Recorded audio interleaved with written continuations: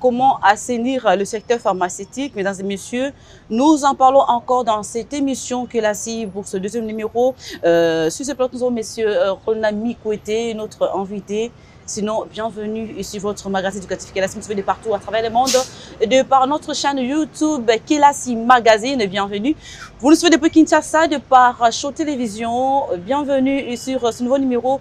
Et également, écrivez-nous sur notre compte Kelasi. Kelasi, vous avez un point de vue à mettre au cours de cette émission. Donc, votre point de vue sera le bienvenu. Et tout comme appelez-nous au numéro affiché au bas de votre écran. Mesdames et messieurs, merci, nous disons bonjour à notre entrepreneur, notre sponsor de taille. Laissez-nous communiquer cette salutation par cette publicité. Désirez-vous voyager partout à travers le monde? Ce n'est pas impossible. Avec l'agence Congo Entrepreneur, voyagez comme, quand et où vous voulez grâce à son assistance rapide et fiable. Toujours dans le souci de mieux vous servir, l'agence Congo Entrepreneur met à votre disposition une méga promo à 500 $. Obtenez votre visa d'études, tourisme, soins médicaux et autres pour les États-Unis d'Amérique, le Canada et l'espace Schengen. Ce n'est pas fini, mais aussi les bourses d'études en Tunisie, Maroc, Chypre, Biélorussie, Ukraine. Étudier à l'étranger et ne plus un rêve avec l'agence Congo Entrepreneur. Commerçante, commerçant, pensez-vous que l'agence Congo Entrepreneur vous a oublié? Non, non, non, non. Profitez de son assistance visa Dubaï à 120 $. Juste 2 jours de marche. Mais quel privilège! L'agence Congo Entrepreneur ne s'arrête pas là. Elle vous assiste également pour vos voyages en Turquie, Russie, Cuba, Australie, Brésil. Avec l'agence Congo Entrepreneur, ici commence votre avenir. Notre adresse: Avenue Yolo au numéro 1263, quartier Moussosour, commune de Limete, à l'enceinte du centre hospitalier Yolo Médical, dans son bâtiment administratif au 2e niveau. Soit contactez-nous au 081 15 60 158, 089 72 54 749. Avec l'agence Congo Entrepreneur, je voyage quand et comme je veux.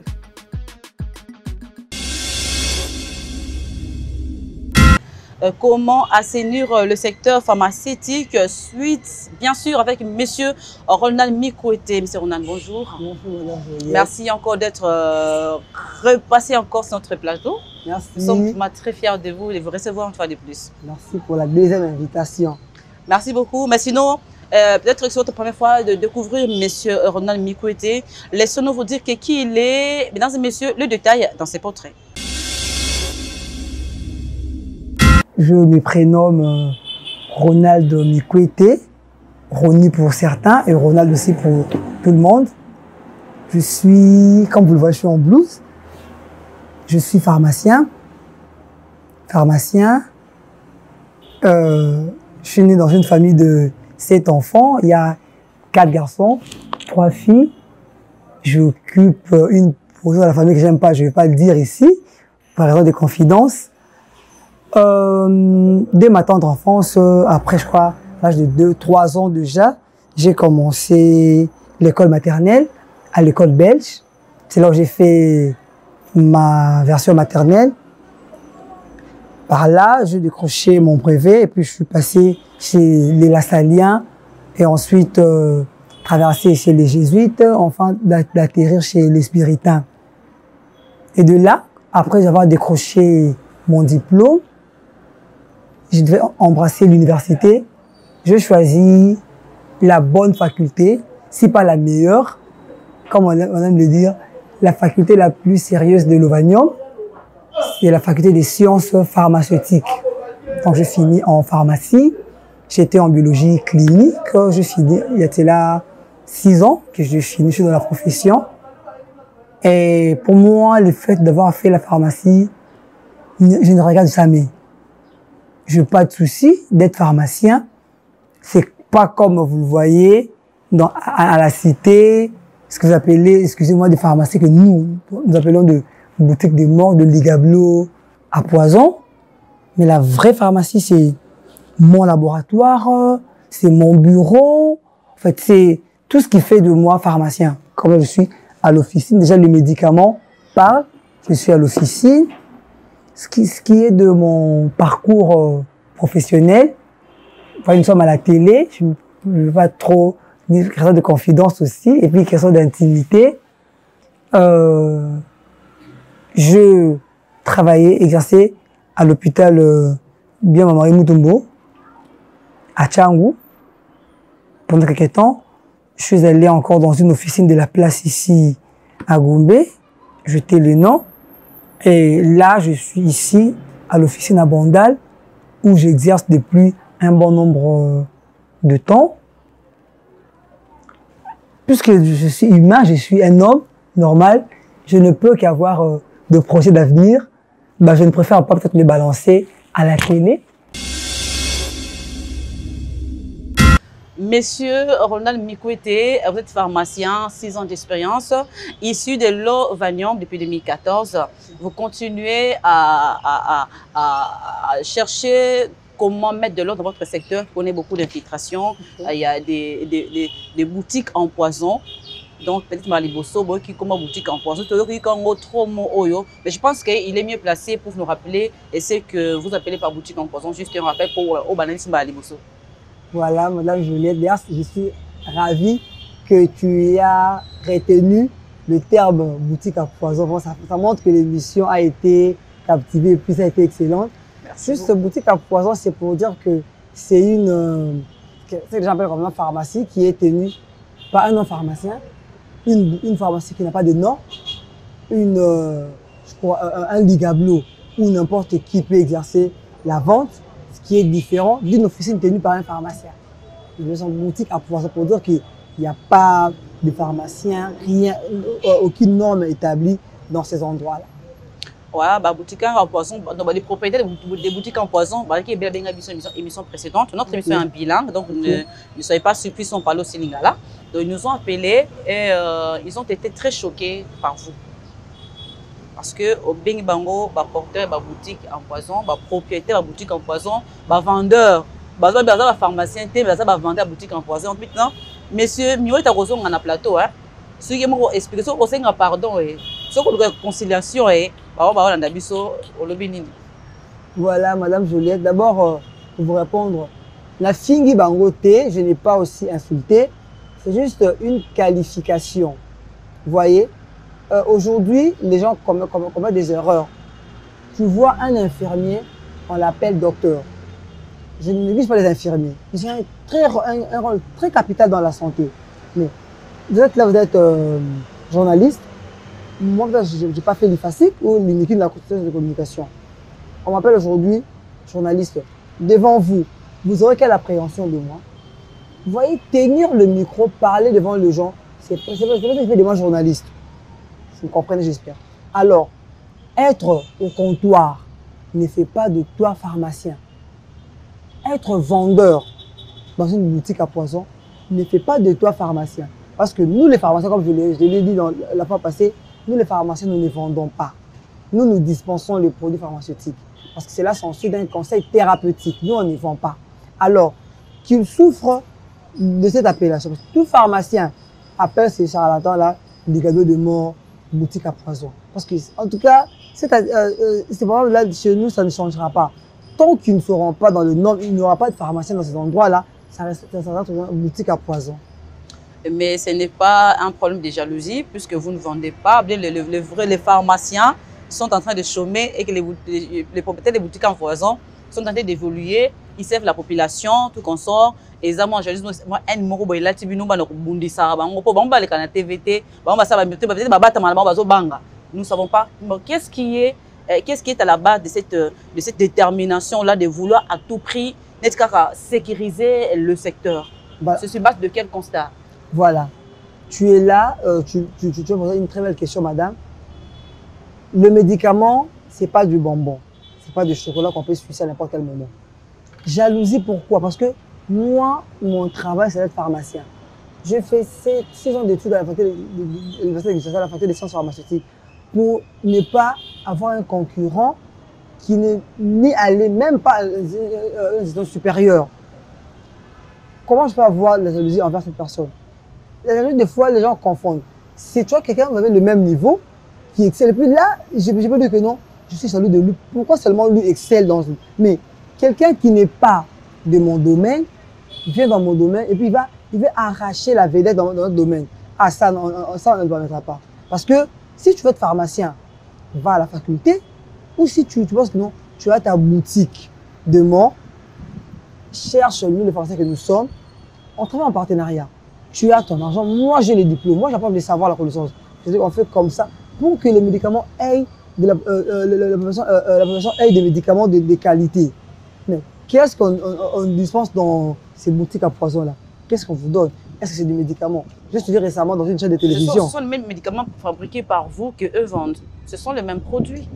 Oui, mais eux les dispensent dans quelles conditions? Dans quelles conditions de conservation? Nous sommes là au mois d'août. Mais vous voyez des produits déjà d'août, de septembre qui sont encore au comptoir dans des boutiques à poison. Ce qui n'est pas le cas chez nous les pharmaciens. La conservation des médicaments, ils n'ont pas ça. D'abord, les espaces prévus pour qu'on connaisse une officine liée avec des pharmacies, ils ne connaissent même pas.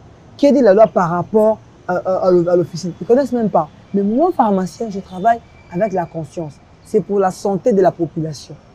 Non, il faut dire qu'il y a une dent vers eux. Non, c'est pas la haine. C'est juste que, une fois, il y a un monsieur, un acteur qui a dit, quoi, on va tirer là, c'est ça, je vois la publicité qui est passée à la télé. Alors, laissez-nous la pharmacie, parce que c'est notre domaine.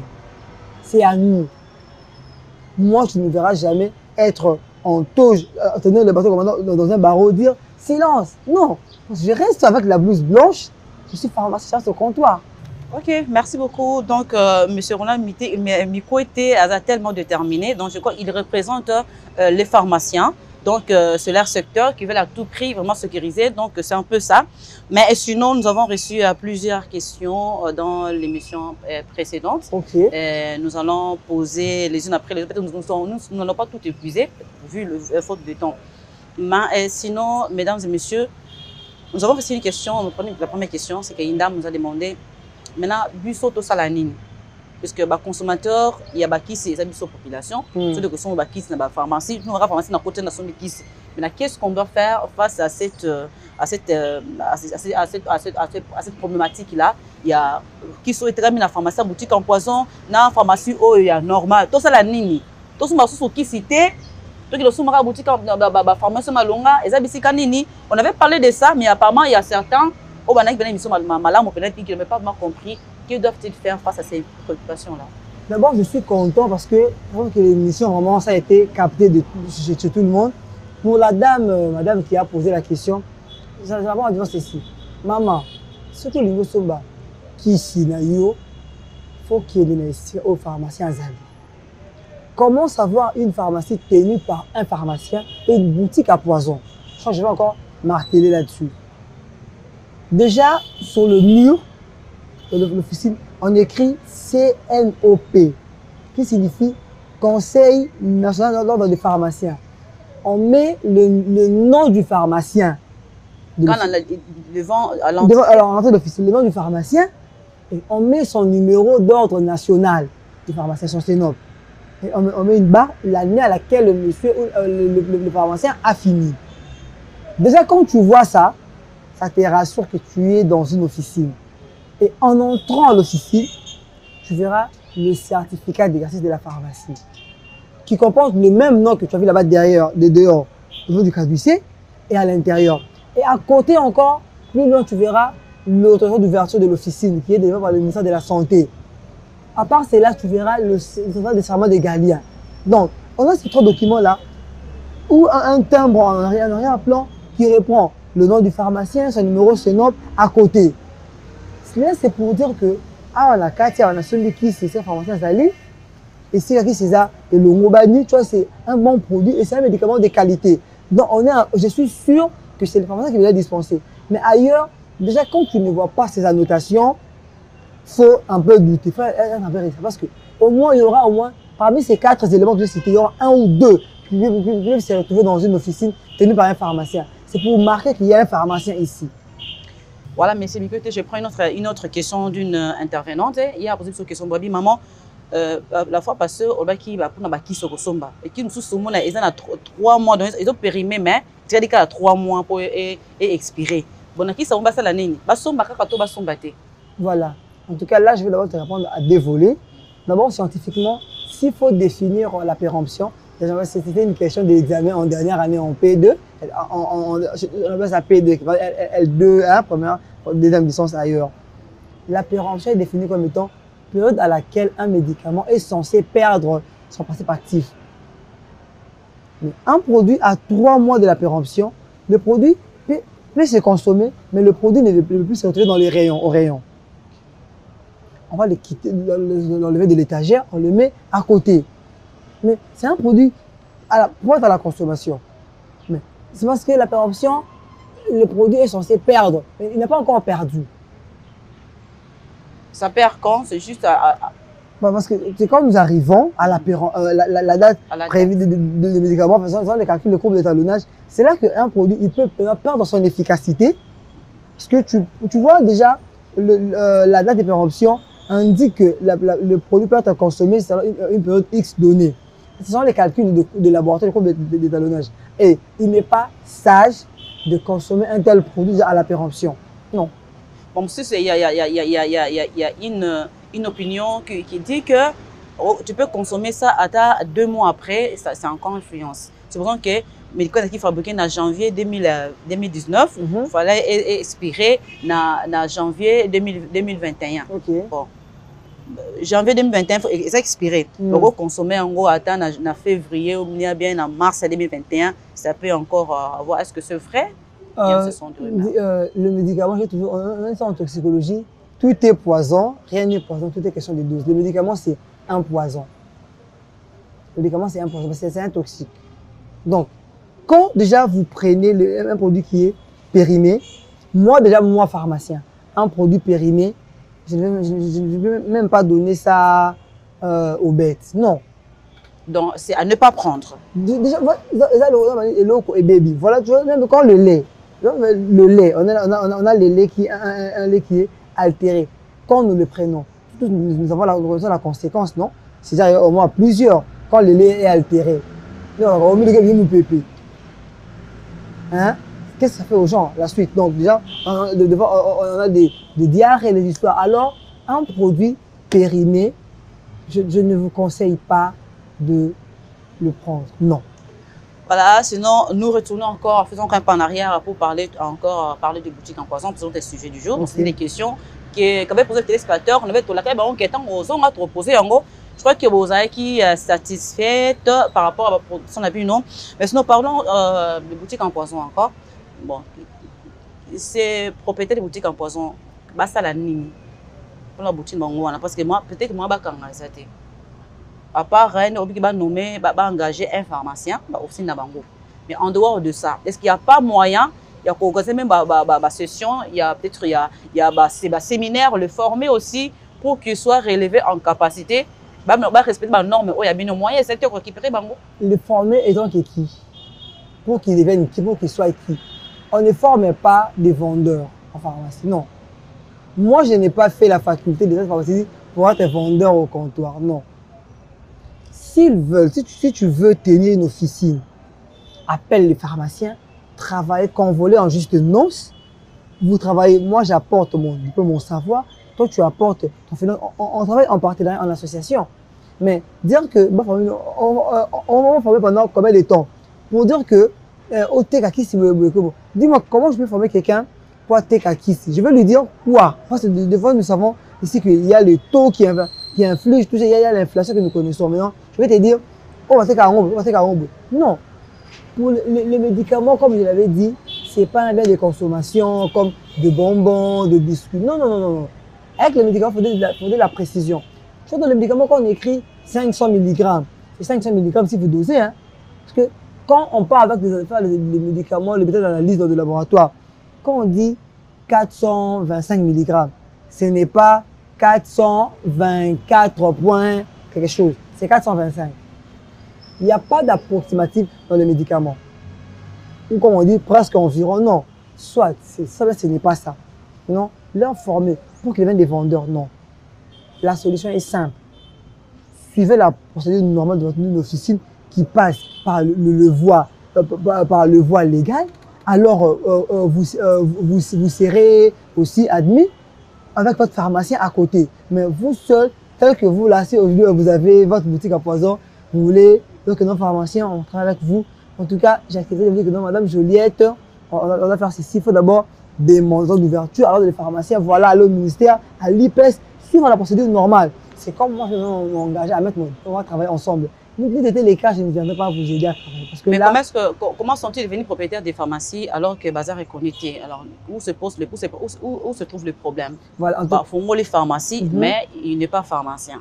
Il n'est pas reconnu par votre ordre, mais il est propriétaire d'une pharmacie. Il est vendeur dans une officine, comme les termes officiels en Ghana.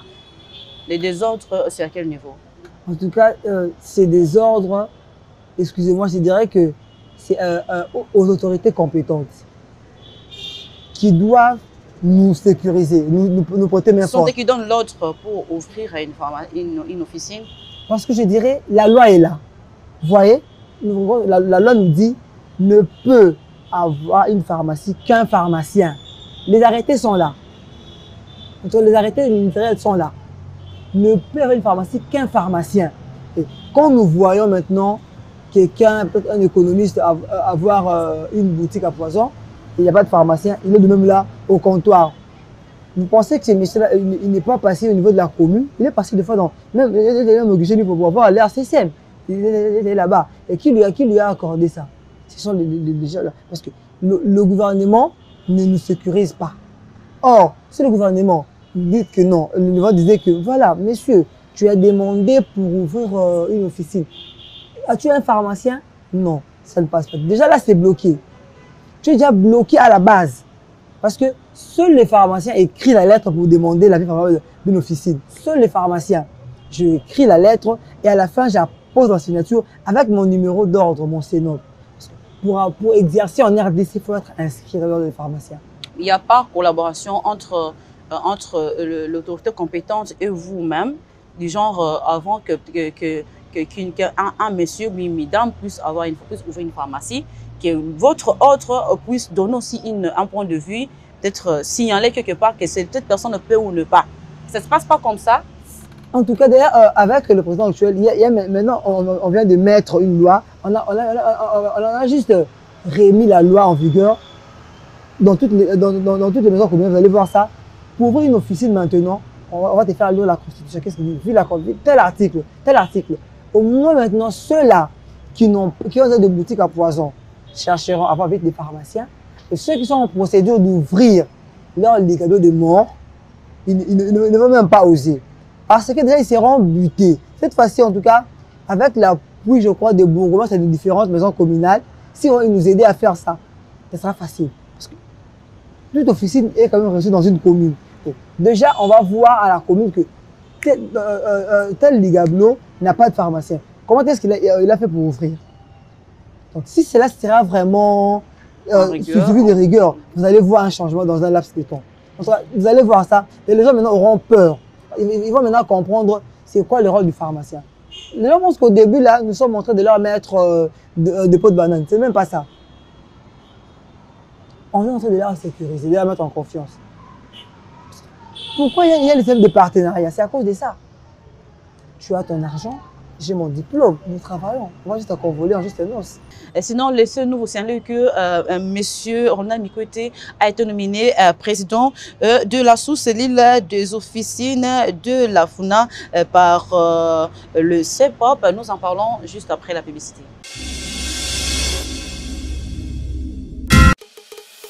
Désirez-vous voyager partout à travers le monde? Ce n'est pas impossible.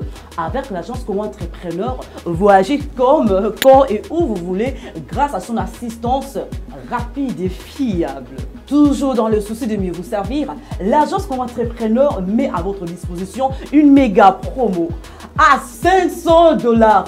Obtenez votre visa d'études, tourisme, soins médicaux et autres pour les États-Unis d'Amérique, le Canada et l'espace Schengen. Ce n'est pas fini, mais aussi les bourses d'études en Tunisie, Maroc, Chypre, Biélorussie, Ukraine.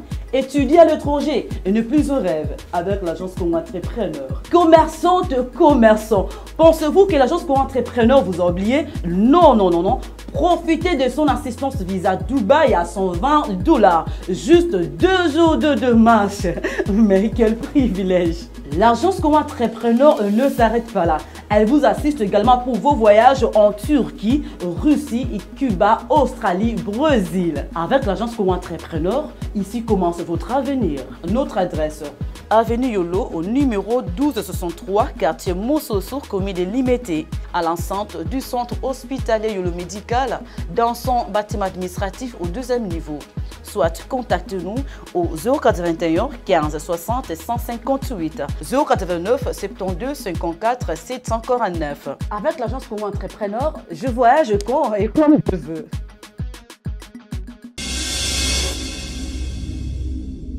Mais sinon, par rapport à la population aussi, qui est consommatrice des médicaments, des produits pharmaceutiques, quel est le message que vous voulez lancer? En tout cas, à la population congolaise, juste leur dire de s'approvisionner de bons médicaments dans les officines des pharmaciens, pas dans des boutiques à poison. Acheter les médicaments là où il y a des pharmaciens. Kisi sika, monganga ya kisi azali. Et pas moté qui kisi te. Et pas ya monganga ya kisi. Monganga ya kisi azali, après ce que j'ai ma précision, on nous reconnaître yango.